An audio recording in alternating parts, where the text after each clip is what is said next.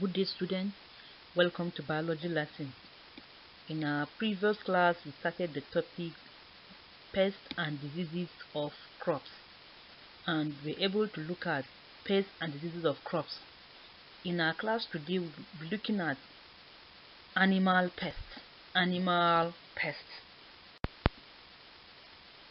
Animal pests. Animal pests include flies such as tsetsefly, ectoparasites such as ticks and lice, endoparasites such as liver flukes and roundworms are also pests. Remember, we say pests are organisms that cause harm to other organisms, and then we find out that these organisms can include flies such as the tsetsefly, ectoparasite. A parasite is an organism that lives in or on the body of another organism, feed and cause harm to it. So ectoparasites are parasites that live on the body of another organism. They are external parasites, and examples are ticks and lice. Then endoparasites are parasites that live in the body of other organisms. They are internal, and examples are liver fluke and roundworm. They are example of endo. Endo means inside, while ecto means outside. So animal pests include things like flies, ectoparasite and endoparasites. Life history of tsetsefly. We'll pick the animal pest tsetsefly. Look at the life history. Life history of tsetsefly. Male and female adult mates. Only one egg is fertilized, and the fertilized egg is retained in the body of the female, which later hatch into a larva. The larva feeds on fluid from milk gland. The larva stays about 8 days inside and moult thrice. So we found out that after the mating of the male and the female tsetsefly, the eggs are fertilized and are retained inside the female, and these eggs are then later hatched into the second stage, which is the larvae, and these larvae are fed with fluid from the milk gland, and then this larva stays for about 8 days and then moult thrice. They double their size, they triple their size, and then the female tsetsefly needs 3 blood meals to complete the development of each larval stage. So she must feed on 3 blood meals. That means she must suck in blood 3 times from the body of other animals for the larval stage to be complete. As the female tsetsefly sucks blood, it takes trypanosomes along with the blood from animals already infected. Having been sucked by the insect, the trypanosomes multiply rapidly by binary fission. So we found out that during this the blood meal feeding, the organism had to suck blood, and then in the process of this blood sucking, they transfer these trypanosomes that they have carried along from animals that have already been infected. And then, having been sucked by the insect, the trypanosome multiply. The trypanosome multiply rapidly by division by 2. We call it binary fission. Each of the trypanosome will double its number in the body of the organism. They then live in the salivary gland of the insect. The infective trypanosomes are injected with the saliva into the blood of other animals. So once you have this trypanosome in the saliva glands of the tsetsefly, by the time the tsetsefly now bite another animal, they inject this trypanosome in their salivary gland into other animals that are not infected. In the blood, they obtain their own food and can even migrate to other organs of the body. So by the time they are injected, they live in the blood and they obtain their own food from the blood, and they can move from the blood to other body parts or organs of that particular organism. After third molting, the larva is born in a shady place where the soil is not too dry or loose. So when this larva molt thrice its size, then it is being born into a shady place, a place that has some vegetation and the soil is moist and loose. The larva penetrates into the soil and burrows. The larva digs hole into the soil for habitation. Burrowing and moving in the soil is by peristaltic movement, and longitudinal contraction of the entire body. The integument of the larva quickly hardens to form a dark brown puparium. Inside the puparium, the larva molds to become pupa. So the outer body of the larva have to become strong or hardened, and then it becomes what you call puparium. The larva becomes a dark brown in color, and then in this puparium the larva molds and become pupa. So it has changed in stage from the larva to the pupa. The pupa stays inside the puparium for 21 days or more, depending upon the soil temperature and the moisture, whether the soil is hot or cold, and whether the soil is too wet or dry. So that determines the number of days that the pupa will stay in the puparium before it is hatched or metamorphosed into the adult. The pupa molds several times to become a young adult after breaking open the end of the pupal kit by the help of selenium. The young adult climbs to the surface, dries up its wings, and flies to a place like forest. This type of reproduction, in which the egg is fertilized inside the body of the mother, developed, nourished, and hatched without a placenta, is called ovoviviparous. Ovoviviparous reproduction, ovoviparity. So when an organism reproduces by internal fertilization in the body of the mother, the egg is fertilized there, is developed there, is nourished and hatched without a placenta.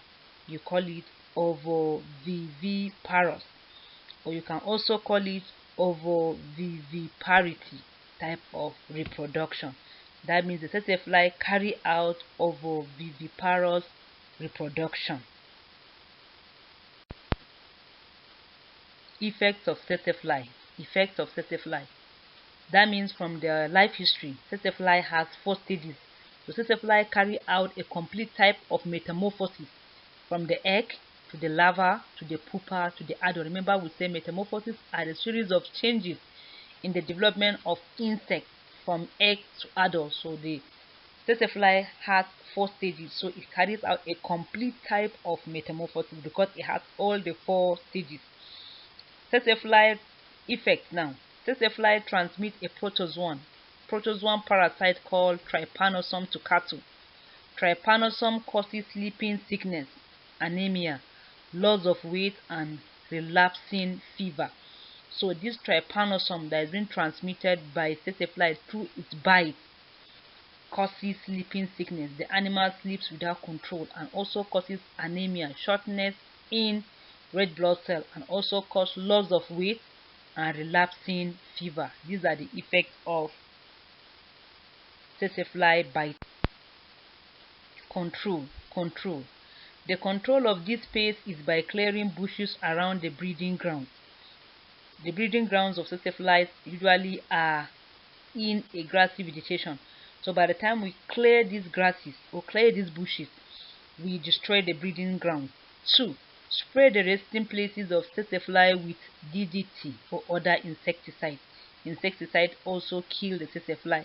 3.